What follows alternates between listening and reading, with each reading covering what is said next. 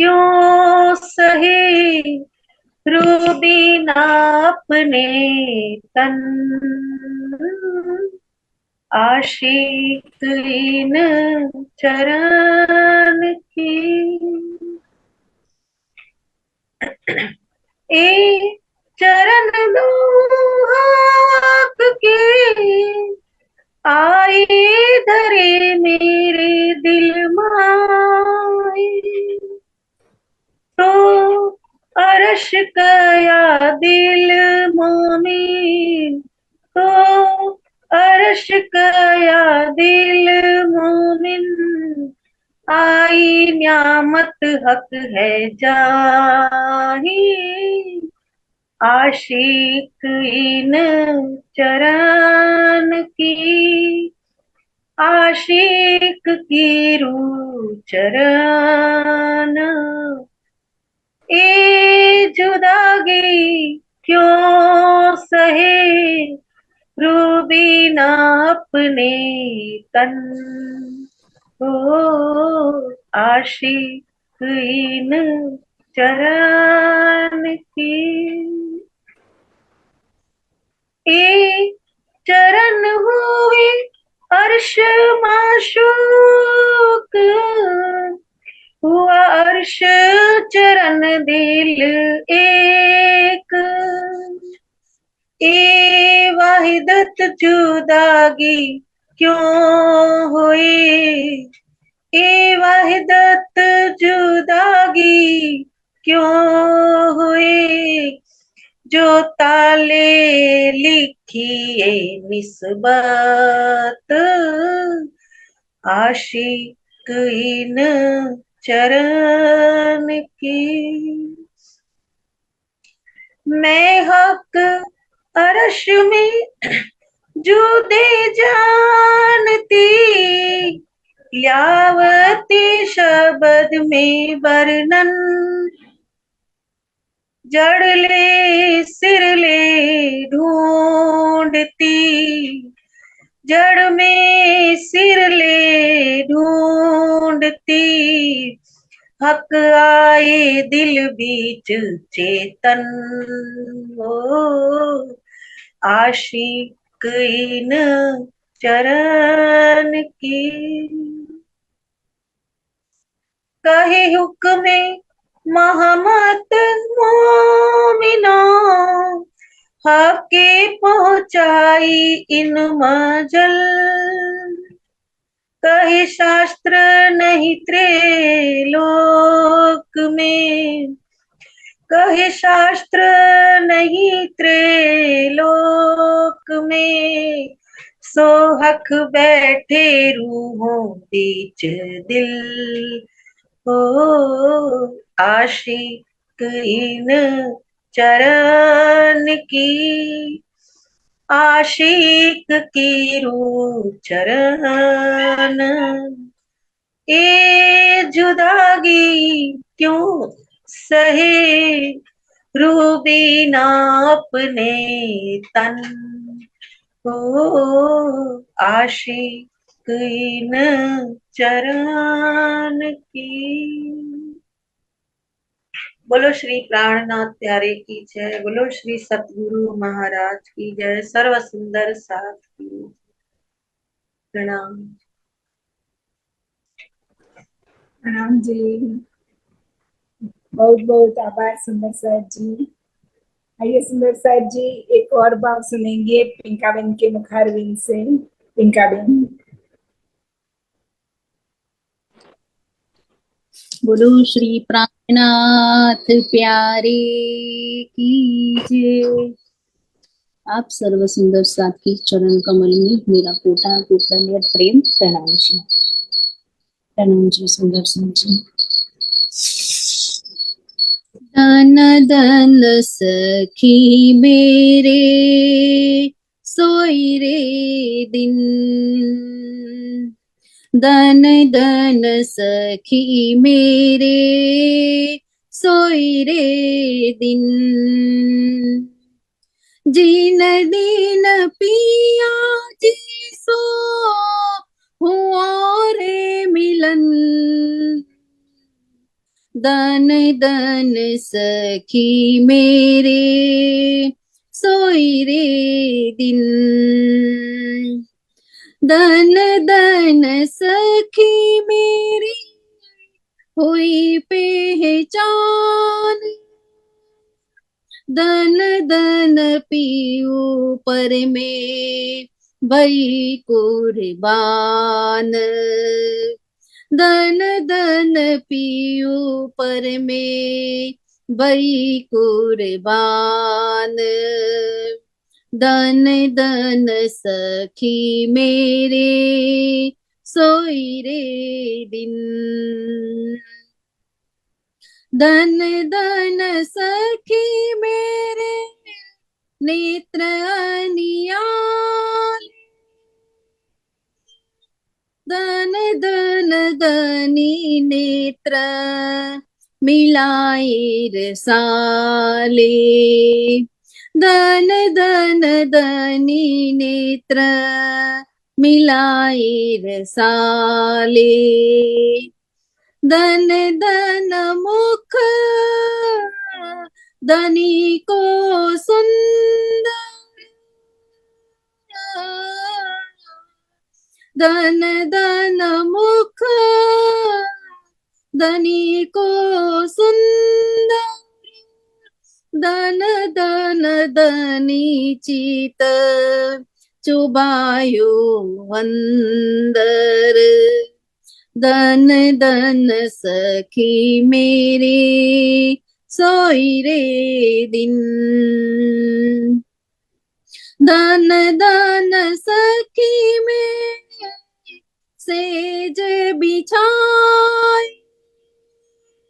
धन धन धनी मोको कंठ लगाई। धन धन धनी मोको कंठ लगाई। धन धन सखी मेरे सोई साइत। धन धन बिलसी में पीऊ सो आयत। धन धन सखी मेरे सोई रे दिन। धन धन मेरी सेज रस भरी। धन धन मेरी सेज रस भरी। धन धन विलास में कई विध करी। धन धन विलास में कई विध करी। धन धन सखी मेरे सोई रस रंग। धन धन सखी मेरी सोई रस रंग। धन धन सखी में किए श्याम संग। धन धन सखी में किए श्याम संग। धन धन सखी मेरे सोई रे दिन। धन धन सखी मेरे मंदिर शोभित। धन धन सखी मेरे मंदिर शोभित। धन धन स्वरूप सुंदर प्रेम प्रीत। धन धन स्वरूप सुंदर प्रेम प्रीत। धन धन चौक चबूतरे सुंदर। धन धन मोहल रोके अंदर। दन दन मोहोल जरो के अंदर, धन धन सखी मेरे सोई रे दिन, धन धन सखी मेरे भयो ऊंच रंग, धन धन सखी मेरे भयो ऊंच रंग, धन धन सखियों को बांड्यो रस रंग, धन धन सखियों को बांड्यो रस रंग, धन धन सखी में यौवन मद माती, धन धन धाम धनी सुरंग राती, धन धन धाम धनी सुरंग राती, धन धन सखी मेरे सोई रे दिन, धन धन नूर सब में रह्यो भराई,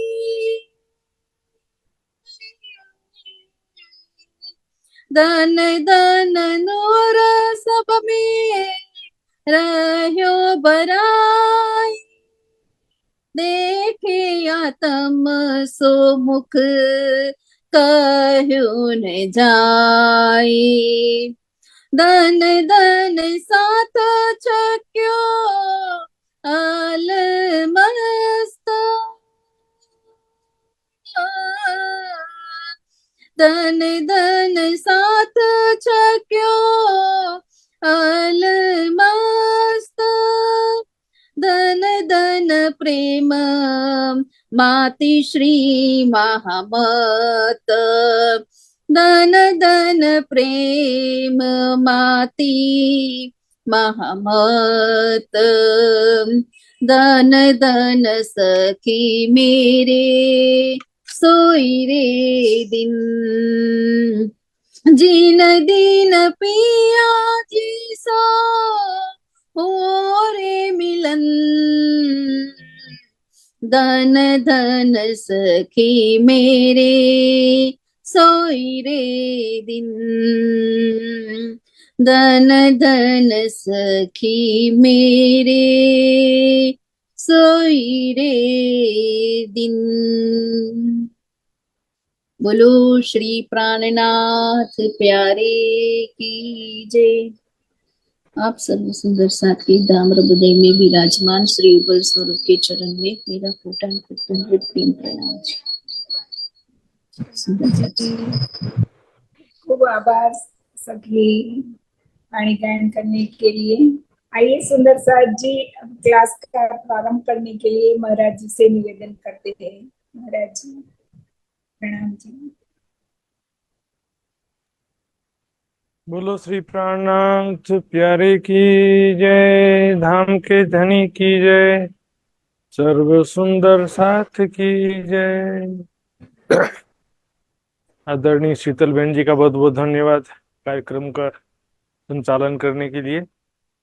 यहाँ पर थोड़ी ऐसी परिस्थिति हो गई थी कि लाइट चला गया था 1 घंटा से, लेकिन सही समय पर लाइट आ गया। महाराज जी के मेहर है, तो संभाल रखा है आदरणीय शीतल बहन जी ने, पिंका बहन जी ने, बहुत बहुत धन्यवाद। आइए सुंदर साथ जी, अब आज का क्लास प्रारंभ करने से पहले हम पिछले 2 क्विज का रिजल्ट देखने वाले हैं आज, और उसके बाद क्लास प्रारंभ करेंगे। सबसे पहले हम देखेंगे 164वें दिन के क्विज का रिजल्ट। इसमें 30 सुंदर साथ जी ने भाग लिया था और 14 सुंदर साथ जी ने पूर्ण अंक प्राप्त किए हैं इसमें। उनका नाम इस प्रकार है: राधिका चौरसिया बहराइच, सोनी चौरसिया बहराइच, प्रवीणाबेन शाह बॉम्बे, शांति देवी दिल्ली, पुष्पा, उषा सिंगल जयपुर, ज्योतिका बेन आमोदरा, अंशु, पिंका पटेल, मित्र कुमार पराजुली नेपाल, कनिका प्रेमलता हिसार हरियाणा, अरुणा पटेल, शीतल पटेल। वैष्णव साहब जी, अब देखते हैं 165वें दिन के क्विज का रिजल्ट। इसमें 28 सुंदर साहब जी ने भाग लिया था और 10 सुंदर साहब जी ने पूर्णांक प्राप्त किए हैं। प्रवीणा बेन शाह बॉम्बे, कमलेश गुप्ता दिल्ली, उषा सिंगल जयपुर, प्रेमलता हिसार हरियाणा, गीता पंचाल गुजरात, पिंका पटेल गुजरात, अरुणाबेन पटेल गुजरात, शीतल पटेल गुजरात, ज्योतिका बेन आमोदरा। तो आप सभी सुंदर साथ जी के ऊपर धामधनी की मेहर बनी रहे। ऐसे सुंदर साथ जी अब राज जी के नाम लेके आज का क्लास प्रारंभ करेंगे। वंदो सतगुरु चरण को, करूं सप्रेम प्रणाम। अशुभ हरण मंगल करण, धनी श्रीदेव चंद्र जी नाम। श्री प्राणनाथ निज मूलपति, श्री महराज सुनाम।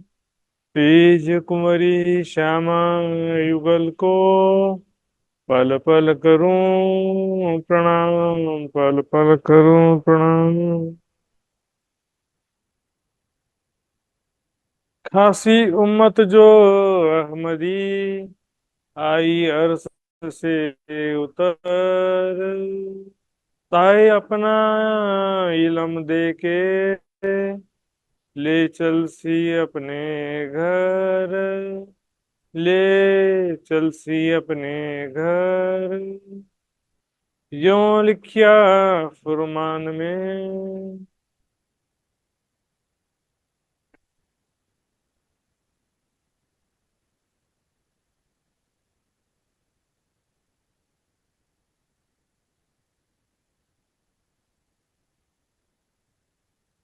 यों लिखिया फुरमान में, वे परब्रह्म अक्षरातीत धाम के धनी। इस प्रकरण में महामती जी के स्वरूप की पहचान करा रहे हैं। पिछले कुछ चौपाइयों में हिंदू ग्रंथ के हिसाब से बात हुआ था, फिर कुरान के हिसाब से भी प्रमाण दे रहे हैं यहाँ पे। यों लिखिया फुरमान में, यानी कि कुरान पाक में इसको खुदा का आदेश मानते हैं। फरमान का मतलब क्या होता है? आदेश ना, फरमान जारी कर दिया है मतलब आदेश जारी कर दिया। तो कुरान ग्रंथ को खुदा का आदेश कहते हैं, कलाम अल्लाह भी कहते हैं। उसमें ऐसा लिखा है, क्या लिखा है? आखिर बीच हिंदुवन, आखिरत में हिंदुओं के मध्य क्या होगा? मुलक होसी नबियन का। देखो, एक दो नबी होते हैं ना, एक नबी है, बोलेंगे उस देश में एक नबी आया है, एक पैगंबर आया, एक महापुरुष हुआ। लेकिन जिस देश में या राज्य में या शहर में सारे के सारे लोग ज्यादा से ज्यादा संख्या में पैगंबर हों, क्या बोलना पड़ेगा? यहाँ तो सारे के सारे नबी हैं, सारे के सारे पैगंबर हैं। मतलब पैगंबरों का मुल्क होगा, मतलब उस समय सारे के सारे पैगंबर एक साथ आएंगे। तो यहाँ पर संकेत में ब्रह्म सृष्टियों की बात है। धनी दई बड़ाई ने, धामधनी ने हिंदुओं को बड़ाई दिया है, शोभा प्रदान किया है। हिंदुओं में ब्रह्म सृष्टि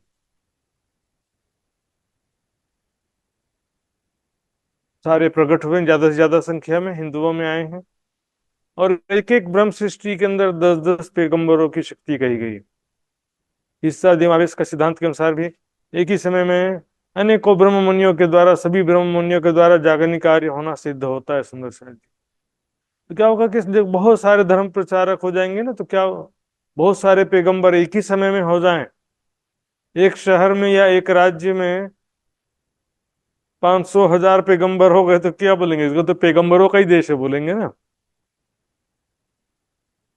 इस प्रकार हिंदुओं को धामधनी ने अच्छी शोभा प्रदान की है। ये सारे सारे नबियों का मुल्क हो जाएगा, ज्यादा से ज्यादा संख्या में ब्रह्म मुनि हिंदुओं में ही और हिंदुस्तान में ही प्रकट हुए हैं। हिंदुओं में मतलब हिंदुस्तान में।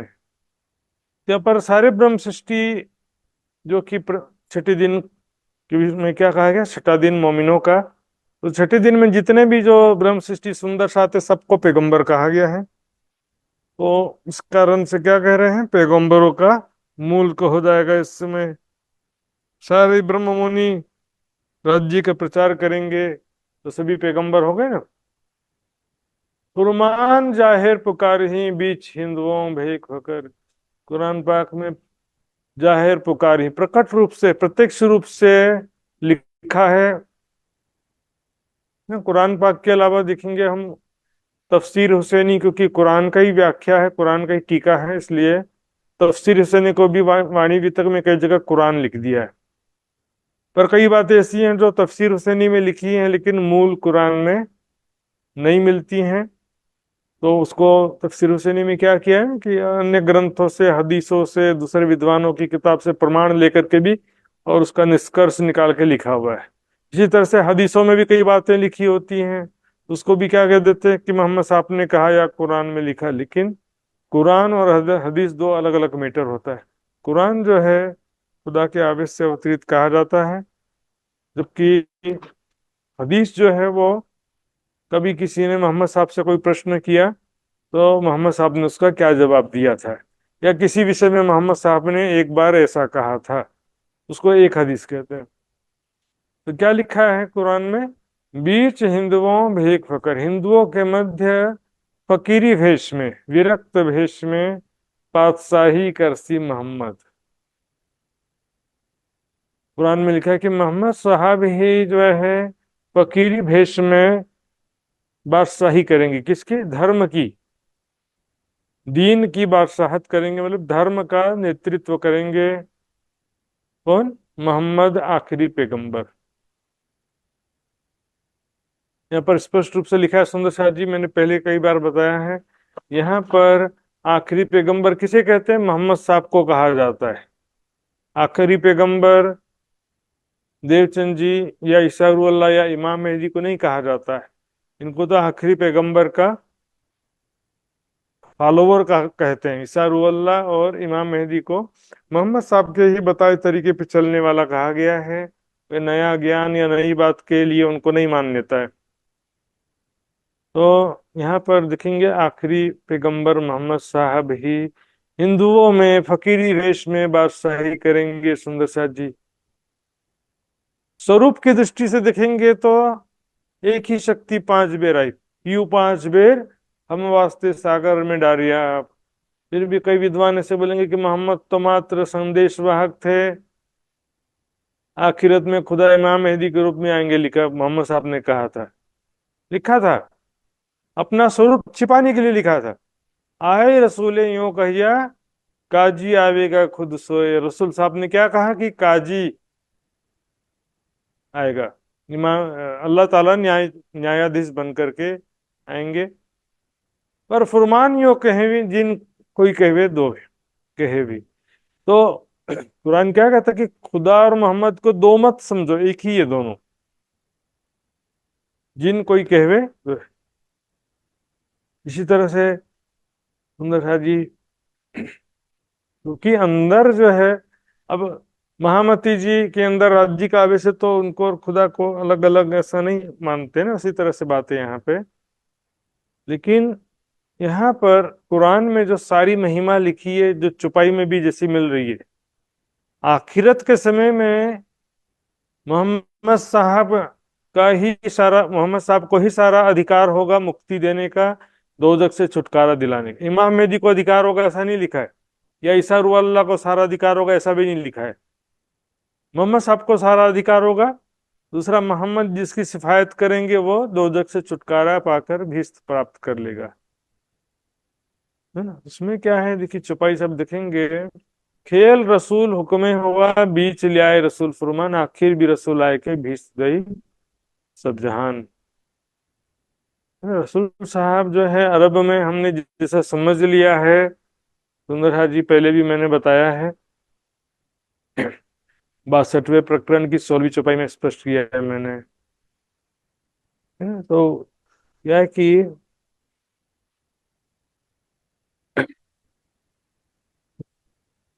परम धाम में राज्य के हुक्म एक खेल बना, तो यहाँ पर राज्य को ही मोहम्मद कह रहे हैं। बीच ले आए रसूल फरमान, वही स्वरूप राज्य का आवेश रसूल बन के फरमान लाया। फिर आखिर भी रसूल आए के बीच तो देश सब जहां, आखिरत में भी वही राज्य का आवेश जो है यहाँ पर आया। तो अब क्योंकि रसूल साहब या मोहम्मद साहब के रेफरेंस से बात कर रहे हैं, तो हर जगह वही कहेंगे कि रसूल साहब दोबारा आए। बात शक्ति की ही है, लेकिन अपन ऐसा नहीं कह सकते कि यहाँ पर, यहाँ तो मोहम्मद साहब की बात नहीं है, प्राणनाथ जी की बात है।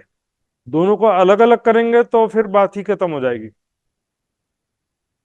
ऐसा बोल सकते कि मोहम्मद साहब के अंदर जो परमात्मा का आवेश आया था वो यहाँ पर फिर से आया है, ऐसा कह सकते हैं। लेकिन कई चौपाई में आपके सामने रखने जा रहा हूँ।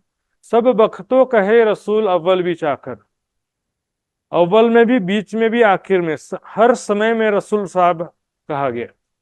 यहाँ तक कि ब्रजरास लीला में भी कहा, ज्योत रसूल टापू मीने, रसूल साहब की ज्योति यानी शक्ति जो है ब्रजमंडल में थी। श्याम चिराग मोहम्मद की, न श्याम यानी कृष्ण के अंदर मोहम्मद साहब की ही चिराग यानी ज्योति थी, यानी शक्ति थी। कहीं कजा रसूल जुबाएं करे सांच सबो पैगंबर, रसूल साहब के मुखारबिंद से ही सबका न्याय होना कह रहे हैं। चौपाई में वाणी की ही चौपाई, कोई बाहर से नहीं लाया मैंने। और भी चौपाई देखेंगे, इन उम्मत भाइयों वास्ते मोहम्मद आए। 3 बार मैंने कई बार बताया है, चौपाई 3 मोहम्मद नहीं है, 3 बार आए। और तीनों बार उम्मत भाइयों वास्ते, ब्रह्म सृष्टि के लिए ही अरब में आए, ब्रह्म सृष्टि के लिए भी यहाँ पर आए।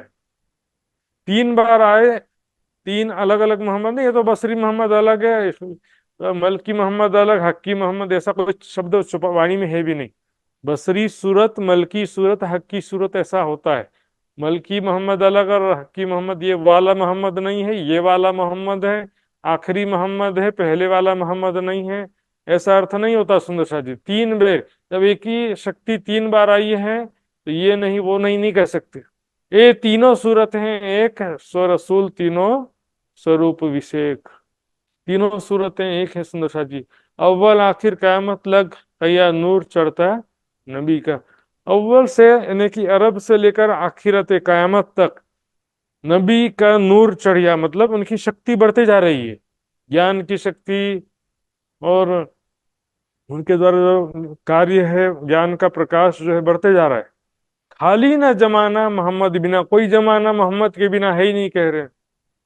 तो अव्वल आखिर मोहम्मद, मोहम्मद सब अवसर। बोलेंगे कि भी ये तो तन की बात नहीं है, तो तन को तो सारे पकड़ के बैठे हुए, तन की बात नहीं है बोलते हैं। अरब वाला तन की बात नहीं है, हाँ, महामती के तन की बात है। तन छोड़ना तो दोनों ही, सभी तन को छोड़ो फिर, तन की बात नहीं है। लेकिन उस तन के अंदर जो शक्ति आई थी, उसी की सारी शोभा लिखी है ना कुरान में। मोहम्मद साहब ये सबको दोजख से छुटकारा दिलाएंगे, शिफायत करेंगे। तो मोहम्मद साहब के अंदर जो शक्ति नहीं आई थी क्यों बोलते हैं? मोहम्मद साहब के अंदर राज्य नहीं आए थे ऐसा क्यों कहते हैं सिर्फ?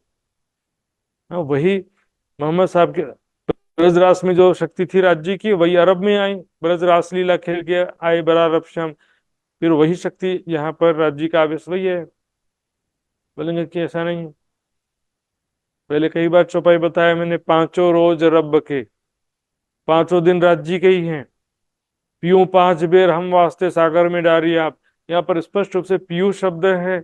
5 बेर में अरब भी आ जाता, ब्रजरास अरब, देवचंद जी, महामती जी। अब देखिए चौपाई, जब रसूल आवे फेर कर खोलसी द्वार हकीकत, जब रसूल साहब दोबारा आएंगे तब वो हकीकत का दरवाजा खोलेंगे। दोबारा आएंगे, फेर करेंगे, दोबारा आएंगे। तो नहीं, उसकी बात नहीं है, इसकी बात है, लगे रहो। तन को छोड़ते हैं और एक तन को पकड़ लेते हैं। सब सहे सिर मोहम्मद की, आखिर कही हिदायत, सभी कायनात के ऊपर एकमात्र मोहम्मद की ही सिफायत चलेगी। मोहम्मद साहब को ही केवल खुदा से बात करने का अधिकार, सिफारिश करने का अधिकार सिर्फ मोहम्मद साहब को, कैसा कुरान में लिखा है। कुरान में सारी महिमा, वाणी में भी पुष्टि है। दुनिया जलती मोहम्मद पे आई, दोजख आग रसूले छुड़ाई, पिछले क्लास में ही बताया था मैंने। तो मोहम्मद साहब की सारी शोभा है सुंदर साथ जी, तो फिर उसको निगलेक्ट कैसे कर सकते हैं भाई। इमाम मेहदी की और ईसा रुहल्ला की कोई शोभा कुरान हदीसों के हिसाब से नहीं बनती। देखिए, और छोटा बड़ा जो कोई कही मोहम्मद इमामत, मोहम्मद साहब ही इमामत करेंगे, इमाम मेहदी के रूप में भी मोहम्मद साहब रहेंगे। क्या कहते, देखो, पहले कब्र से मैं उठूं मेरे भाइयों की खातिर। मोहम्मद साहब ने क्या कहा था कि सबसे पहले कब्र से मैं उठूंगा मेरे भाइयों की खातिर, मेरे मोमिन भाई जो आखिरत में आएंगे उनके वास्ते सबसे पहले मैं तन धारण करूंगा। जो काम करता हूं अव्वल त्यो करूंगा उठाकर, जो काम अभी करता हूं अरब में किया उसी तरह से ज्ञान का प्रचार प्रसार करेंगे। बड़ी वृत्त में तो देखेंगे सुंदर साथी एकदम क्लियर कर दिया, बड़ी वृत्त की चौपाइयों में मोहम्मद अलैहिस्सलाम ने सब किए उम्मीदवार, मोहम्मद साहब ने सबको उम्मीदवार किया, आशावान किया कि मैं आऊंगा आखिर। मोहम्मद साहब ने क्या कहा, मैं आखिरत में आऊंगा तब खोले बका के द्वार, तब तुम मोको चिन्हो, तब तुम मुझे पहचानना। मैं कहता हूं तुमको, तुम रहो उम्मीदवार, मेरे प्रति आशावान रहना। जब मैं करूं सिफायत तो होए दीदार परवरदिगार। मैं सिफायत करूंगा यानी ब्रह्म ज्ञान प्रदान करूंगा, तभी परमात्मा खुदा का दर्शन होगा। मैं फिर आऊं इन जिमी वास्ते गिरो मोमिन, में दोबारा आऊंगा संसार में। सुंदर साथ जी सोचिए जरा, अलग अलग करने से कोई फायदा नहीं है, वही शक्ति दोबारा आई है। वाणी में और भी चुपाइयां देखिए, मैं नजूम कहिया भाइयों वास्ते पीछे कुछ किया दुनी से। मोहम्मद साहब ने क्या कहा कि मैं अपने मोमिन भाइयों के वास्ते मैंने संकेत में हकीकत की बातें कही है, उसके बाद कुछ किया दुनी से, दुनिया से मैं प्रस्थान किया, यानी कि देह त्याग किया। सो भाइयों आगे नजुम आए खोलो मेरा में, मेरे संकेतिक वचनों का अर्थ मैं ही खोलूंगा, कोई दूसरा आके नहीं खोलेगा। आए खोलो मेरा में, मेरे वचनों का अर्थ मैं ही खोलूंगा। मैं आऊंगा यारो वास्ते, खोलो नजुम मेरा में, मेरे संकेतिक वचनों का अर्थ मैं ही खोलूंगा। मेरे कुछ नजुमी कोई ना रहा, मेरा नजुम खुले मुझसे, मेरे जाने के बाद में और कोई दूसरा ये हकीकत के जो संकेतों में बातें लिखी हैं 30,000 हर्फ हकीकत की, उनका अर्थ और कोई दूसरा समझ सकता नहीं है। मेरा नजूम खुले मुझसे, मेरे संकेतिक वचन का अर्थ मैं ही बताऊंगा और कोई दूसरा बता सकता नहीं। नक्शा जी, बस श्री मोहम्मद की महिमा नहीं है, हक्की मोहम्मद की है। मतलब आप उन दोनों को अलग अलग कर रहे हो, बात ही गड़बड़ कर दे रहे हो। एक लीला के दृष्टि से आप बोल सकते हो कि यहाँ पर जागृत बुद्धि आई, तारतम ज्ञान आया, सत्य ज्ञान का प्रचार प्रसार हुआ, ये सब बातें कह सकते हैं। लेकिन लीला अलग अलग होने से लीला करने वाला नहीं बदलता है। ब्रजरास में भी तो वही राज्य थे, भले ज्ञान का प्रकाश नहीं था तो राज्य नहीं थे, ऐसा कोई कह सकता है? राज्य तो थे ना। ब्रिज वालो पीयूष एह वचन आपन को कहे थे जे। तो ब्रिज में जो राज्य की शक्ति थी कृष्ण जी के तन में, वही यहाँ पर आई। अरब में जो शक्ति थी मोहम्मद साहब के अंदर, वही यहाँ पर दोबारा आई। यहाँ पर सारी शोभा है आकर के। वो बोले कि हाँ, मोहम्मद साहब भी महामंदिर जी के अंदर कोने में बैठे हुए थे, बैठे हुए थे, बाकी कोई कुछ खास करने वाला नहीं था उनको। यहाँ पर सारी शोभा उनको दी जा रही है, कोने में बैठे रहने की बात नहीं है कि दिल के कोने में आकर के बैठे हुए थे, बाकी करने वाले तो दूसरे थे। जैसे गाड़ी में अपन बैठ जाते हैं ना, गाड़ी चलाने वाला तो कोई और था, लेकिन मैं भी गाड़ी में बैठा था। शोभा सारी दिया गया सुंदर साथ जी। वही सिफायत करेंगे, दोजख से छुटकारा दिलाएंगे, एकमात्र सारा अधिकार उनको ही कहा गया कुरान के अनुसार। देखिए यहाँ पर चुपाई देखेंगे, चुपाई जो बार बार सब लोग बोलते भी हैं, इन मोती को मोल कहियो ना जाए, ना किन्हू कानो सुनाए। एक लाइन बस सुनना और बोलने का सब एक्सपर्ट है, लेकिन आगे पीछे की चुपाई भी देखते नहीं। ये तीनों सिफतों भया रसूल, इस जीवन मोती कहा अमोल। यहाँ पर तीनों सूरतों की बात चल रही है, जो बसरी मलकी हकी त्यों रसूल रूहल्ला इमाम पाकी। एक स्वरूप अवस्था तीन, जो लड़का जवान बुढ़ापन की, एक स्वरूप की तीन अवस्थाएं हैं, बसरी मलकी हकी, एक स्वरूप की ही। जैसे मैं ही बचपन में था, मैं ही जवानी में था, और मैं ही अब बुढ़ापे अवस्था में आ जाऊंगा, तो मैं क्या बचपन में मैं अलग था, जवानी में अलग था, कि मैं ही तो था ना। हाँ, अवस्था अलग थी, अवस्था तो बढ़ती जा रही है। सुंदरता सुज्ञान की बढ़त जात अति घन।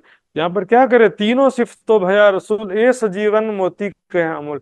तीनों सूरतों को, बसरी मलकी है कि तीनों सूरतों को एक कहते हुए उनको सजीवन मोती कह रहे हैं, अमोल अनमोल सजीवन मोती। फिर कह रहे हैं कि इन मोती को मोल कहीं न जाए। यहाँ पर अकेले महामती जी की बात नहीं है यहाँ पर, बल्कि तीनों सूरतों की बात है। तीनों सूरतों के अंदर एक ही स्वरूप है, जो एक ही राज्य का विश्व विराजमान था, उसी की बात है सुंदर साथ जी। क्यों पांच बेर हम वास्ते सागर में डारिए, आप स्पष्ट रूप से कह दिया यहाँ पर। फिर एक और परिभाषा सुनने को मिलता है कि सत्य बोले अलिफ लाम मिम, क्या बोले सच्चिदानंद है, कोई छुपाई ही नहीं है ऐसी। बोले कि सत्य यानी अक्षर ब्रह्म बसरी सूरत में, आनंद यानी कि श्यामा जी मलकी सूरत में, चिद यानी राज्य हकी सूरत में। मन गढ़ंत परिभाषा है सुंदर साथ। राज्य तीनों जगह नहीं है।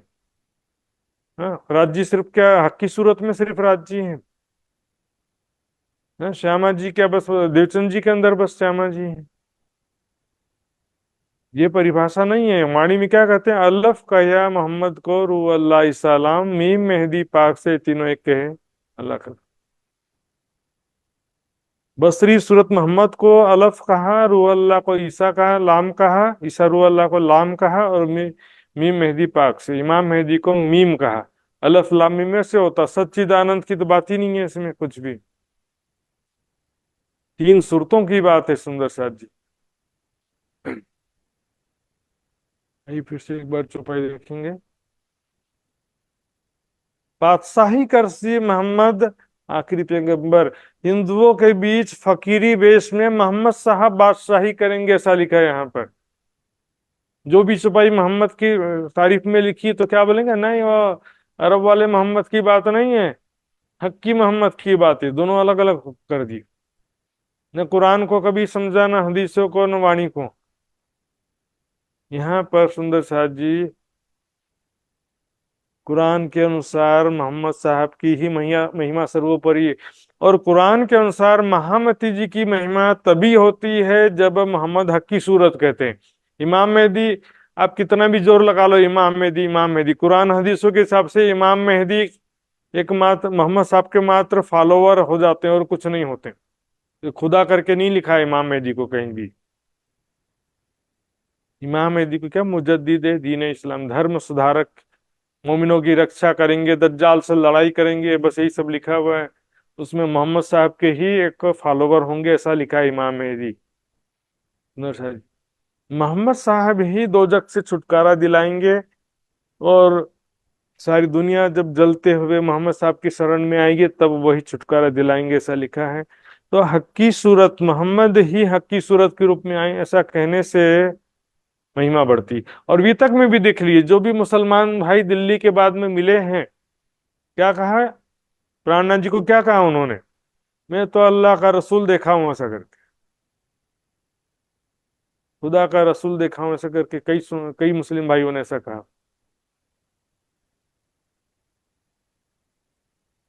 सो मोहम्मद आगू भेजिया कहने वचन आगम। इसलिए जो है मोहम्मद साहब अपनी यानी कि राज्य ने अपनी शक्ति को पहले से भेजा अरब में, भविष्य आगम यानी भविष्यवाणी कहने के लिए, कयामत की बातें जगत के अंत में क्या क्या होगा, कयामत होगा, कयामत की क्या क्या निशानियां हैं, उस समय कौन कौन आएगा, मोमिन रूहें आएंगी, इमाम मेहदी आएंगे, और उसके बाद खुदा न्याय के सिंहासन पे विराजमान होगा, तो मोहम्मद साहब सिफायत करेंगे, सारी बात लिखा। सो खास उम्मत आई इत,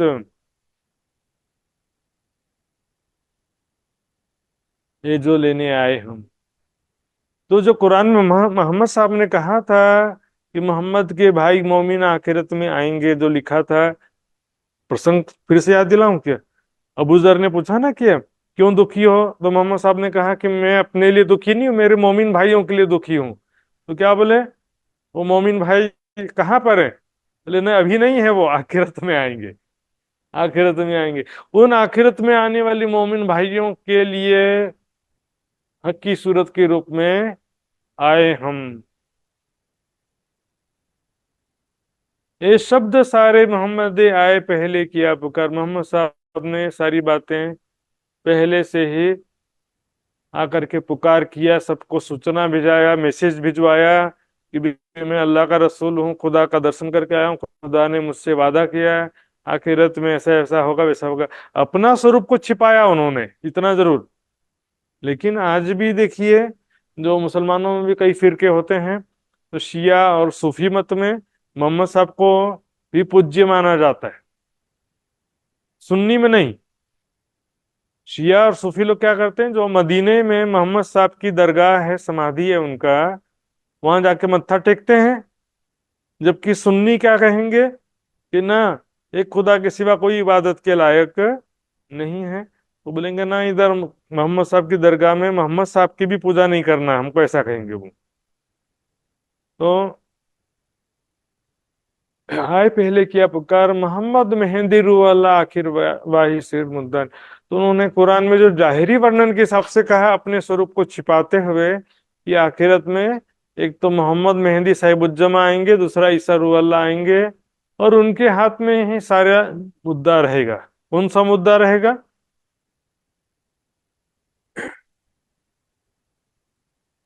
आखिरत के समय में जो भी कयामत की निशानियां हैं, देखिए, दज्जाल से, काफिरों से युद्ध करेंगे। इमाम तो मारे इनको जो आपे होए वजूद, इमाम की आवाज से हो गया नाबूद। लेकिन क्या लिखा है कि ईसा रू अल्लाह के सामने दज्जाल जैसे आएगा, तो ऐसे कोई मोमबत्ती की जैसे गर्मी में पिघलता है ना, उस तरह से दज्जाल भी पिघलने लगेगा, मोम के जैसे। सांसों में इतना असर होगा, इमाम मेहदी के सांसों के नजदीक आ गए तो पिघल जाएगा वो। सुन, प्राणनाथ जी नहीं कहा ना, इमाम तुम्हारे इनको जो आपे होए वजूद, इमाम की आवाज से हो गया नाबूद। आवाज से ही खत्म हो गया होता ज्ञानता, और माया की दुर्बुद्धि का स्वरूप है वो। तो वाही सिरमुद्दार इमाम मेहदी और ईसा रू अल्लाह जो है वो जाहिरी वर्णन के हिसाब से उनके ऊपर मुद्दार नहीं होता, लेकिन बातिनी रूप से इसे घटाना पड़ेगा कि खुदा जो न्याय करेंगे लिखा है, तो खुदा का न्याय का तखत ही इमाम मेहदी का हृदय है। इस प्रकार से खुदा और इमाम मेहदी को एक कर सकते हैं, लेकिन ये ऐसा बोलो कि कुरान में लिखा है कि इमाम अल्लाह ताला इमाम मेहदी के रूप में आएगा, तो इस तरह से कहीं मिलेगा नहीं आपको। उसको घटाना पड़ेगा, बातिनी रूप से एडजस्टमेंट करना पड़ेगा सुंदर से। तो लिखा इस प्रकार से है, पर एकदम क्लियरली और नहीं लिखा है कि जिसको हम बता करके अपनी बात को प्रमाणित कर सकें। एकदम क्लियरली भी नहीं लिखा हुआ है। तो के हिसाब से देखेंगे तो एक तो मुद्दा है कि मोहम्मद साहब ही सिफायत करेंगे, दोजख से छुटकारा दिलाएंगे। दूसरा फिर दज्जाल से, काफिरों से रक्षा कौन करेगा? इमाम मेहदी साहिबुज्जमा ईसा रूह अल्लाह। शॉर्ट में बोल सकते हैं कि ब्रह्म ज्ञान प्रदान करके मुक्ति देने का अधिकार, उत्तरदायित्व इन्हीं दो सूरतों के हाथ में रहेगा, बसरी के बाद मलकी और हकी सूरत के हाथ में। खोल हकीकत मार्फत बताए कयामत के दिन अब वह स्वरूप प्रकट हो गए हैं। खासतौर पे हकी सूरत के तन से विशेष रूप से पांचों शक्तियां आ गई, पूर्ण पांचों शक्तियां, और उनके द्वारा वो लीला आगे कार्य हुआ जो पहले सूरतों के तन से नहीं हो सका था। पहले तनों से जो नहीं हुआ था वो यहाँ पर हुआ, लेकिन इससे लीला करने वाला अलग था ऐसा नहीं कह सकते, या वो लीला करने वाला पहले नहीं था ऐसा भी नहीं कह सकते। अब जैसे ब्रजराज में भी राज्य तो थे ना, लेकिन फिर भी ज्ञान नहीं था वहां पर। अरब को तो फिर भी कुछ कैटेगरी आगे किया है। ब्रजराज को तो अंधेरी रात्रि अमावस्या जैसा कहा, जबकि अरब की लीला को दूज का चांद कहा। सीधे चंद जी के तिन की लीला को पूर्णिमा पूर्णमासी का चांद कहा। महामती जी के तन की लीला को दोपहर का सूरज कहा। सुंदर साथ जी, तो हकीकत और मार्फत का ज्ञान जो है जाहिर किया यहाँ पर महामती जी के तन में जो स्वरूप प्रकट हुआ उसको आप इमाम मेहदी भी कह सकते हैं, मोहम्मद हकी सूरत भी कह सकते हैं, और अल्लाह ताला यानी परमात्मा का आविष्ट स्वरूप भी कहते हैं। बताया कयामत के दिन की पहचान कराया महामती जी श्री प्राणनाथ जी ने। हकीकत मार्फत के सारे रहस्य खोल दिया। हकीकत यानी परमात्मा और परम धाम का स्वरूप कैसा है, और मार्फत यानी गुह्य खिलवत में होने वाली प्रेममय लीलाएं ही मार्फत है। इसमें मैंने कई बार समझा दिया है। कई विध बंद धनिये बांधे अपनी उम्मत के कारण। बंद बांधना क्या, देखिए एक उदाहरण भी आज मैंने रखा है। ये चौपाई है वाणी की, प्रकट वाणी की।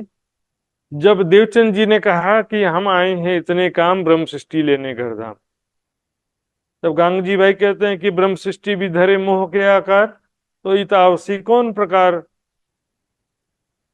तब देवचंद जी कहते हैं कि मोटो आड़ी को था से निर्धार, आड़ी का लीला होगी। तब ये चौपाई आती कि ये बंधेज कियो उत्तम बर घर की नीत सो कही साथ। दो आड़ी का लीला करने का जो व्यवस्था या निश्चित किया है, ये आड़ी का लीला होगी ऐसा डिसाइड किया, निश्चय किया है, वो केवल सुंदर साथ को आकर्षित करने के लिए। पर घर की नींद सो कही तारतम, परम धाम का असली खजाना तो तारतम ज्ञान है, जिन सेती होवे पहचान नजरों आवे सब निशान। पूरी चौपाई इस प्रकार है। तो यहाँ पर बंदेज का मतलब क्या, बंदेज क्यों उत्तम मतलब निश्चय, प्लानिंग। उसी तरह से कुरान में भविष्य कयामत की जो बातें लिखा कुरान में कि ऐसा ऐसा होगा, जब ये फिक्स कर दिया कि ऐसा होना निश्चित है, उसको कह रहे हैं कई विध बंध धनिये बांधे। सारा जो क्या क्या लीला होगी पहले से सुनिश्चित कर दिया है। एवरीथिंग प्री प्लान्ड, बोलता ना, राज्य ने दिल में पहले से ले रखा है। जो हुआ है, जो हो रहा है और जो होगा, सब राज्य ने पहले से दिल में प्लानिंग कर रखा है। कुरान में भी ये बात आता है, वाणी में भी आता है, हुआ है होसी तुमसे ये फल खुदाई इलम, करत करावत तुम ही कहत कहलावत तुम, हुआ है होसी तुमसे फल खुदाई इलम। तो ये सारा व्यवस्था या खेल की स्टोरी जो डिसाइड किया है, कयामत की लीला किस प्रकार होगी, ये जो भी डिसाइड किया है अपनी उम्मत के कारण, ब्रह्मात्मा के वास्ते ही सारा प्लानिंग निश्चित किया है सुंदर साथ जी। सारा स्टोरी देखिए, ब्रह्मात्माएं आएंगी, भूलेंगी, जगाऊंगा, फिर माया से लड़ाई होगी, फिर अंत में जीत जाएंगे, सारी दुनिया को मुक्ति देंगे, मुक्त देसी ब्रह्मांड को आए ब्रह्मात्मा, उसके बाद परम धाम में जागृत होंगे। सारा प्लानिंग ब्रह्मात्मा के लिए किया। इस खेल का हीरो ब्रह्मात्माओं को बना दिया सुंदर साथ जी। अब हिंदू ग्रंथ के हिसाब से देखेंगे, विजयाभिनंद बुद्ध जी और नए कलंकिताय। चौपाई ध्यान से सुनेंगे, विजयाभिनंद बुद्ध जी, बीच में और शब्द आ गया। दो शख्सियत कुरान में लिखा ना, इमाम मेहदी ईसा रूहुल्लाह, वैसे यहाँ पर भी बुद्ध अवतार और कल की अवतार दो लिखा है। तो क्या दोनों एक है कि अलग अलग? एक ही है ना, स्वरूप से एक है, तन की लीला दो है। तो यहाँ पर श्री देवचंद जी को बुद्ध अवतार कहा जाता है। विजयाभिनंद बुद्ध जी, देवचंद जी के लिए यहाँ पर विजयाभिनंद शब्द भी प्रयोग हुआ है। बुद्ध अवतार तो सब जानते ही हैं, लेकिन विजयाभिनंद भी शब्द प्रयोग किया है। तो देखेंगे, और नई कलंकिता है, महामती जी के लिए निष्कलंक शब्द प्रयोग किया। तो इसमें विजयाभिनंद और निष्कलंक, क्योंकि ज्यादातर सुंदर साथ ऐसे मानते रहे हैं कि बोले विजयाभिनंद बुद्ध जी तो केवल प्राणनाथ जी हैं, सभी बोलते हैं ना, विजयाभिनंद केवल प्राणनाथ जी, ऐसा कह देते हैं। ऐसा नहीं है सुंदर साथ जी। चौपाई के इस चौपाई के हिसाब से देखते हैं, विजयाभिनंद बुद्ध जी, क्योंकि देवचंद जी के अंदर भी जागृत बुद्धि तो थी ना, तारतम ज्ञान भी था, जागृत बुद्धि थी। तो विजयाभिनंद इसलिए कहा कि देवचंद जी ने भी जो तारतम ज्ञान लाया उसका भी कोई काट नहीं था, कोई भी उनको ज्ञान वार्ता में परास्त नहीं कर सका देवचंद जी को भी। इसलिए विजयाभिनंद देवचंद जी को भी कहा जाता है और महामती जी को, दोनों को ही विजयाभिनंद कहा जाता है। लेकिन निष्कलंक यानी जरा भी संशय ना हो ऐसा ज्ञान केवल महामती जी के तन से अवतरित हुआ। तारतम को जो तारतम, अंग इंद्रावती विस्तार, पेंडे दिखा व्यापार के, तीन पार के भी पार।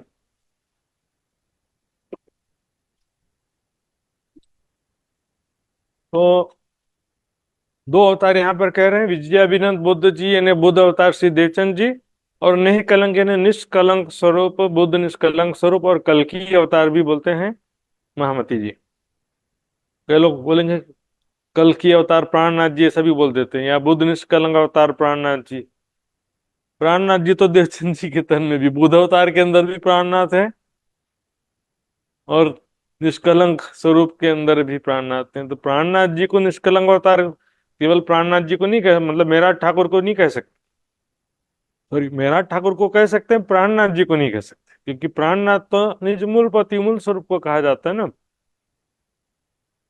मुक्त देखिए उसमें मेराठ ठाकुर का तन इंद्रावती की आत्म है, पांच शक्तियां हैं, पांच शक्तियां होने से उनको महामती कहा गया। लेकिन राज्य कहलाने के लिए पांचों शक्तियां जरूरी नहीं है। राज्य कहलाने के लिए अकेले आवेश भी काफी है। अरब में सॉरी और ब्रज रास लीला में क्या था,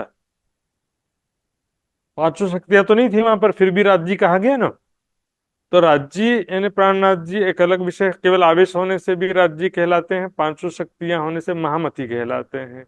और यहाँ पर निष्कलंक शब्द से तात्पर्य है संशय रहित ज्ञान, जागृत निज बुद्धि। इत आए मुक्त देशी सबन को मेट सबोसुरा, ऐसा हिंदू ग्रंथों में लिखा है कि निष्कलंक स्वरूप और बुद्ध अवतार और निष्कलंक कल्कि अवतार आएंगे तो क्या करेंगे, सारी दुनिया को अखंड मुक्ति प्रदान करेंगे। किस प्रकार, मेट सबे असुराई, असुराई असुर मतलब राक्षस, तमोगुण, सबके अंदर जो मायावी बुद्धि है उसका नाश करके, अज्ञानता, मायावी बुद्धि, विकार, सभी विकारों का भी सबके अंदर से नाश कर देंगे। तो क्या हो जाएगा, सभी मोक्ष के योग्य हो जाएंगे। किसी व्यक्ति को नहीं मारना, पापियों को नहीं मारना है, पाप को मारना है। और जब पाप का ही नाश हो गया तो फिर पापी कौन बचा, है ना। किसी व्यक्ति को नहीं मारना, सबके अंदर जो अज्ञानता है, बुराई है, अवगुण है, विकार है, ये सब समाप्त हो जाएगा तो फिर बचा क्या कुछ। सारी दुनिया तो वैसे ही पवित्र हो गई ना। दुनिया उठाई पाक कर, न जरा रहिया विकार, पवित्र करके सारी दुनिया को अखंड मोक्ष प्रदान करेंगे। क्योंकि साथ जी साफ हुए बिना अखंड में क्यों बख्श। असुराई जो है से मतलब क्या है, तमोगुणी वृत्ति या आसुरी वृत्ति या पाश्विक वृत्ति, खाना सोना बस आलस्य निद्रा प्रमाद को कहते हैं तमोगुण स्वभाव। खाना सोना पशुओं को जैसे बस इसी में सारा जीवन नहीं गुजार देना। सबके अंदर जो विकार भी हैं वो भी एक जरूरी, उसको निकालना भी जरूरी है। सुंदर साथ जी सिर्फ अज्ञानता दूर कर देने से, मैंने पिछले क्लास में बताया था, अज्ञानता सिर्फ दूर करने से विकार दूर नहीं हो पाते हैं। विकार दूर करने के लिए और भी राज्य की कृपा और शक्ति की जरूरत है। अंत में सारी दुनिया को भी जागृत बुद्धि और परमात्मा की कुछ शक्ति मिलेगी, तभी वो निर्विकार होंगे। और ब्रह्म आत्माओं को भी राज्य का जोश इश्क प्राप्त होगा, तभी वो निर्विकार होकर के प्रेम हृदय में धारण कर पाएंगे। सुंदर सा जी, दिन भी लिखे जाहिर बीच किताब हिंदुअन, हिंदुओं के ग्रंथों में समय भी, दिन भी लिखा हुआ है कि किस समय, मतलब कौन से साल में कब जो है बुद्ध निष्कलंक स्वरूप प्रकट होंगे। जाहिर प्रकट रूप से टाइमिंग भी लिखा हुआ है, लगभग मिलता जुलता समय। जो साख लिखी इनमें सोई साख फुरमान, जो हिंदू ग्रंथों में जो समय लिखा है वही समय कुरान कतेब ग्रंथों में भी लिखा हुआ है। देखिए हिंदू ग्रंथों में इस कुछ प्रमाण आप सबने देखा भी होगा। यहाँ पर स्पष्ट रूप से कह दिया, परस्परे विरोधे च अवरंग क्यों भवत्यदयने, मही तले से मिलेच्छा नाम, धरती पर जब मिलेच्छों का राष्ट्र राज्य होगा, मुगलों का मुसलमानों का राज्य होगा, तब परस्पर विरोध, आपसी विरोध झगड़े होंगे। उस समय औरंगजेब होगा। विक्रम से गति अपने सप्तदशाष्ट त्रिकम यदा, विक्रम संवत 1738 का समय होगा। उस समय क्या होगा? परमात्मा की शक्ति, ध्यान से देखो, भारतवर्ष में इंद्रावती आत्मा के अंदर बुद्ध निष्कलंक स्वरूप में प्रकट होगी। कौन? परमात्मा की शक्ति। फिर इसी तरह से देखें भविष्य दीपिका में, यहाँ पर 1738 का समय लिखा है ना, छुपाई थी ना, दिन भी जाहिर लिखे जाहिर। तो यहाँ पर एक तो हो गया 1738। फिर भविष्य दीपिका में क्या लिखा है? शालिवाहन शाकात तु गट शोषकम शतम, ने शालिवान राजा के जब 1600 वर्ष व्यतीत होता आएंगे, तब जीवोद्धाराय ब्रह्मांडे कल्कि प्रादुर्भविष्यति, समस्त जीवों के उद्धार के लिए ब्रह्मांड में कल्कि का प्रकटन होगा। सुंदर शाह जी, ये शालिवाहन राजा के 1600 वर्ष भी लिखा है। फिर देखेंगे कबीर जी के कैलकुलेशन देखेंगे तो उसमें भी क्या कहा? कलयुग की आयु 4,32,000 वर्ष होती है, लेकिन पापों के कारण कलयुग की आयु कट भी जाती है। कटने के कारण क्या होता है? मात्र 5,500 वर्ष बचती कलयुग की आयु। इस प्रकार होता कैलकुलेशन भी कबीर जी की वाणी के हिसाब से देखेंगे तो ग्रहण पड़े 3412, 3412 ग्रहण पड़ेंगे। और एक ग्रहण पड़ने से क्या होगा? 125 वर्ष की आयु कम हो जाएगी। 125 वर्ष ग्रहण निर्धार है। 125 वर्ष की आयु एक ग्रहण के हिसाब से कम होती है। तो 3412 का 125 से गुणा करेंगे तो 4,26,500 हो जाएगा। इतना वर्ष घट जाएगा। हाँ, 4,32,000 में से 4,26,500 तो कट गया, तो बचा कितना? मात्र 5,500 वर्ष बचा है। उसमें भी जब 4,550 वर्ष व्यतीत होंगे तब कल के अवतार का प्रकटन होगा। लिखा 4,550, तब यह शब्द होएगा साचा।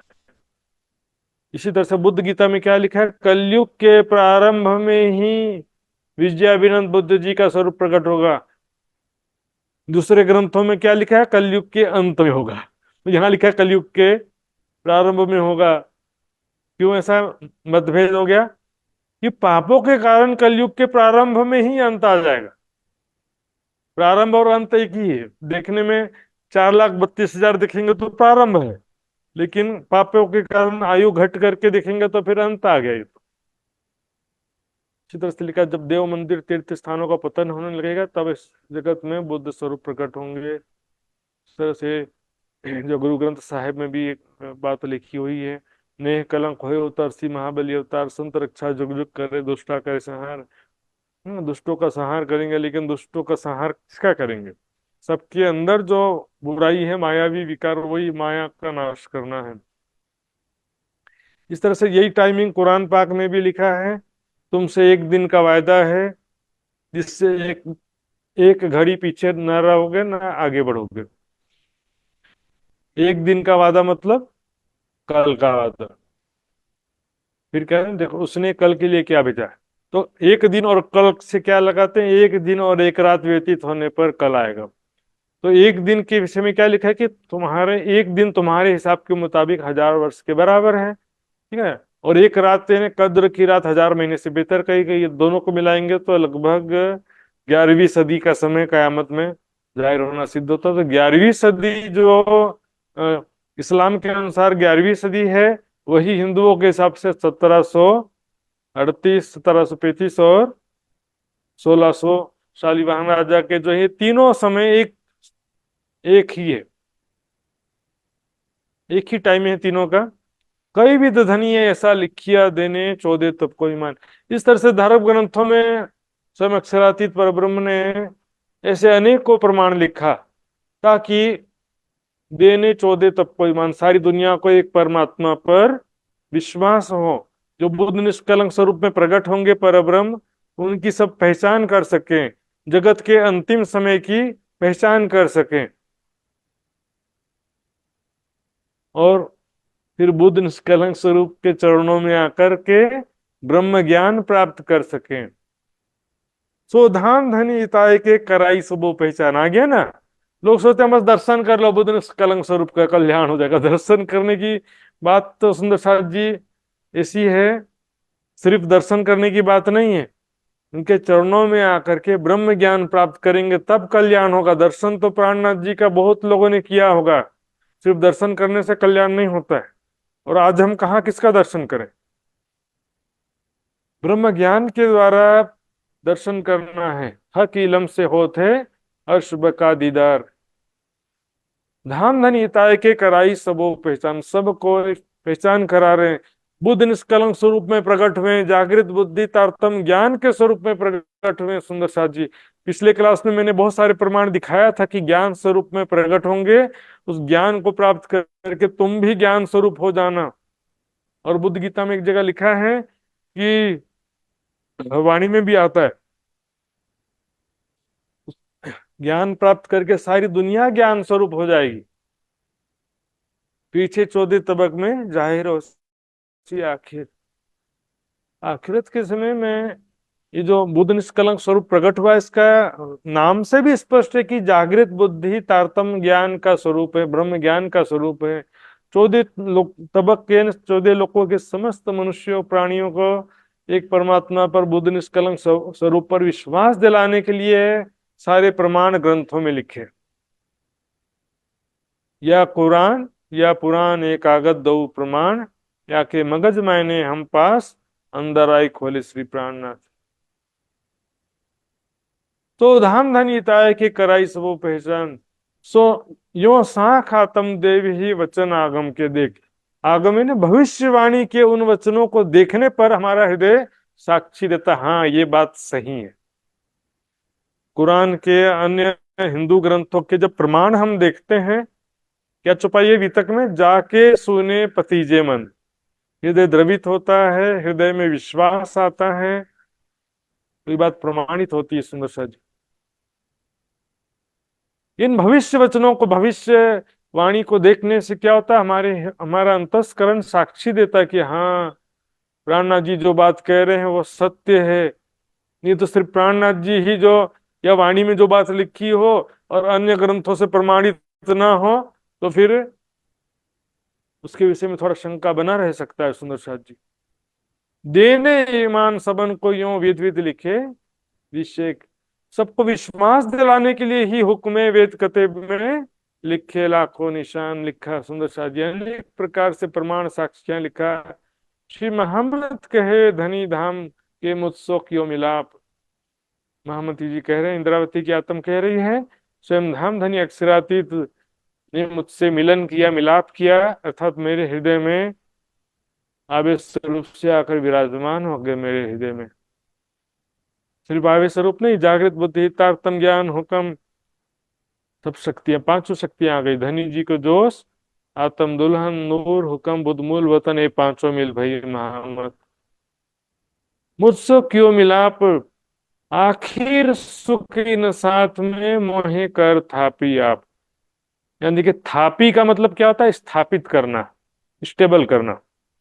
मुझे मोहे, महामती के मुझे बुद्ध निष्कलंक स्वरूप में स्थापित कर दिया। ब्रह्म ज्ञान, जागृत बुद्धि, तारतम्य ज्ञान प्रदान करके आखिर सुख इन साथ में, समस्त सुंदर साथ को परम धाम का सुख प्रदान करने के लिए शक्ति सामर्थ्य मुझे प्रदान किया, ब्रह्म ज्ञान प्रदान किया है, जागृत बुद्धि प्रदान किया, जिससे कि समस्त सुंदर साथ राज्य का सुख प्राप्त कर सकते हैं। इसका सारा शोभा किसको दिया, महामती जी को दिया। महामती जी कह रहे हैं ना, बुद्ध निष्कलंक कल की अवतार की शोभा महामती जी को दिया। तो सुंदर शाह जी, इस प्रकार से ये प्रकरण पूरा होता है। यहाँ पर आज भी हमने देखा प्रमाण की ही बात चल रही थी। इससे पहले के जो 2 प्रकरण थे उसमें भी बात ये था कि भी महामती जी के तन में ये परब्रह्म अक्षरातीत बुद्ध निष्कलंक स्वरूप से प्रकट हुए हैं, लेकिन उसको कई लोगों ने उनको पहचाना नहीं उस समय, आज भी नहीं पहचानते सुंदर साथ जी। तो ये उस समय प्रसंग के अनुसार यहाँ पर जो ये बात कही जा रही थी प्रकरण में, आगे के भी अभी 2-3 प्रकरण और भी ऐसे ही मिलेंगे। ये पूरा एक घटनाक्रम है सुंदर साथ जी। पन्ना जी में श्री प्राणनाथ जी मैंने बताया था बिहारी जी के कोई ना कोई साथी आकर के महामती जी का कभी अपमान करते हैं, कभी उनसे क्या बोलते हैं, रिस्पेक्ट से बात नहीं करते हैं, और सुंदर साथ को भी बहकाने का प्रयास करते हैं। इस तरह से और भी हो सकता है कि किसी न किसी ने जो है महामती जी के ऊपर कुछ ना कुछ आक्षेप लगाया होगा, तभी ये प्रकरण सारे अवतरित हुए हैं सुंदर साथ जी। और इसी कारण वो प्रकरण आता है जिसमें कहा गया इन जिमी में साथ में जिनो करी सिरदारी पुकार पुकार, बताई चले जीत के बाजी हारी बुजर की मारे रे साथ जी बुजर की मारे। सभी भी इसी सीक्वेंस में आने वाले प्रकरण सारा। तो सुंदर साथ जी आगे बढ़ते जाएंगे, कोई सुंदर साथ की जिज्ञासा हो तो पूछ सकते हैं, ये तो चुपाई दोहराएंगे सुंदर साथ जी। श्री महामत कहें धनी धाम के, श्री महामत कहे धनी धाम के, मुझसो कियो मिलाप, मुझसो कियो मिलाप, आखिर सुख इन साथ में, आखिर सुख इन साथ में, मोहे कर था पियाप, मोहे कर थापी आप, मोहे कर था पियाप। मोहे कर थापी आप। बोलो श्री प्राणनाथ प्यारे की जय, धाम के धनी की जय। बहुत बहुत आभार व्यक्त करती हूँ महाराज जी के प्रति। ये सुंदर सर जी अब अर्जी गायन करने के लिए मैं एक सूचना है शीतल बेन, एक मिनट, कल का सूचना जरा दे देता हूं मैं। तो सुंदर साथ जी कल हमारा किरंतन ग्रंथ प्रशिक्षण शिविर का जूम क्लास नहीं लगेगा कल, क्योंकि कल जो है नित्यानंद युवा परिषद नेपाल के तत्वाधान में नेपाली नववर्ष, विजयाविनंद बुद्ध जी शाखा का नववर्ष, दोनों का संयुक्त कार्यक्रम रखा है। तो काफी लंबा प्रोग्राम चलने वाला है, उसमें काफी विद्वत जनों का आशीर्वचन मिलेगा, काफी बहुत सारे संगीतकारों का भजन कीर्तन भी सुनने को मिलेगा। तो उसमें सभी सुंदर साथ उसमें भी ज्वाइन हो सकते हैं। तो परसों शनिवार को मैं आपको सूचित करूंगा, यथासंभव प्रयास रहेगा मेरा कि उस दिन शनिवार को हमारा जूम किरंतन ग्रंथ का जूम क्लास लगे। तो सभी सुंदर साथ जी व्हाट्सएप में जुड़े रहेंगे। ठीक है शीतल बहन।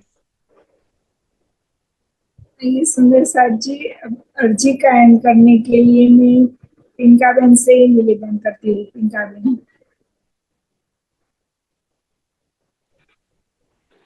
बोलो श्री प्राणनाथ प्यारे की जय। पिया तुम हो तेसी की जियो, मैं अर्ज करूं मेरे पियो जी। हम जैसी तुम जीन करो, मेरा तलफ तलफ जाए जीव जी। जीव रातो जीवे नहीं क्यों, मीटे दिल की प्यास जी। तुम बिना किन सो कहो, तुम हो मेरी आस जी। आस बिरानी तो करूँ जो कोई दूसरा हो जी। सब विद पिया जी समझाए, भगत दीन रैन जात है रोए रोए जी।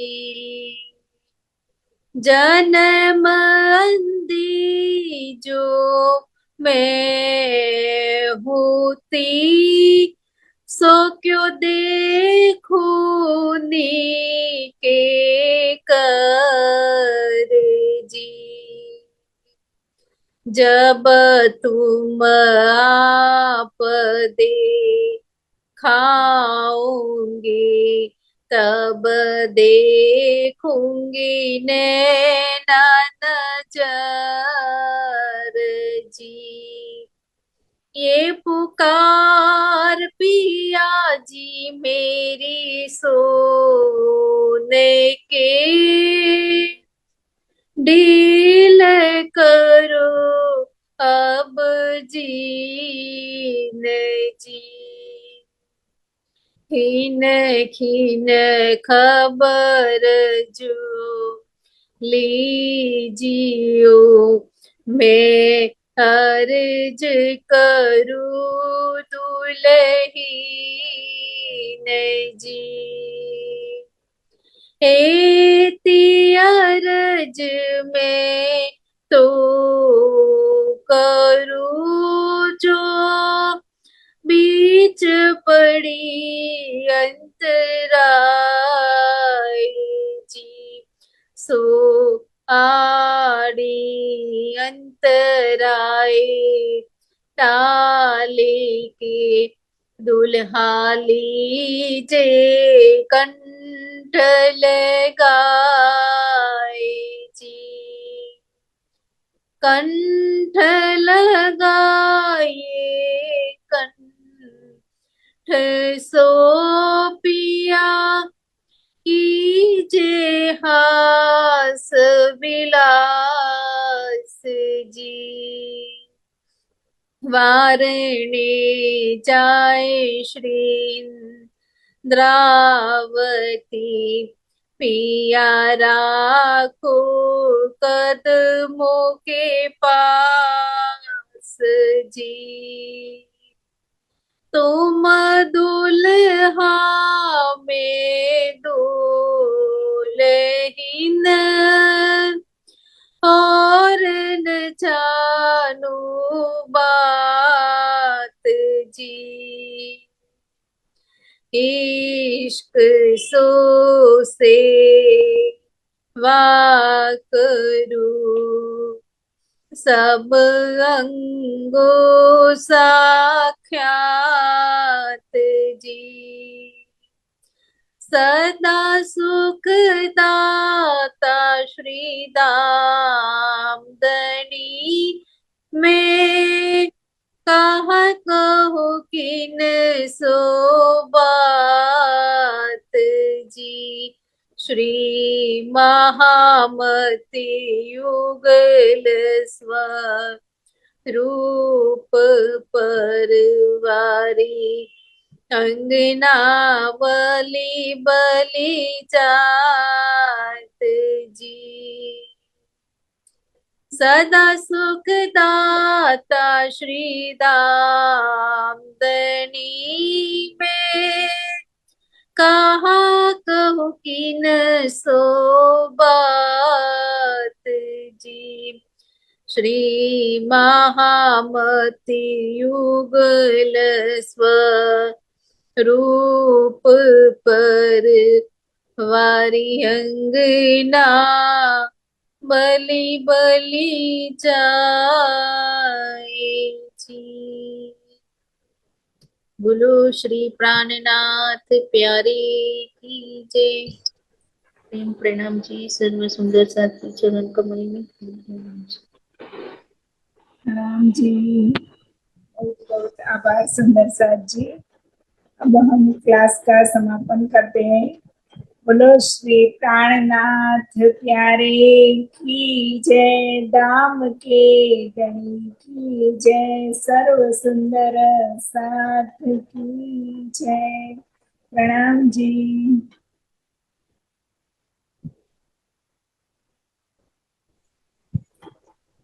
प्रणाम जी महाराज जी, प्रणाम जी। प्रणाम जी महाराज जी, प्रणाम। प्रणाम जी। प्रणाम जी महाराज जी, प्रणाम।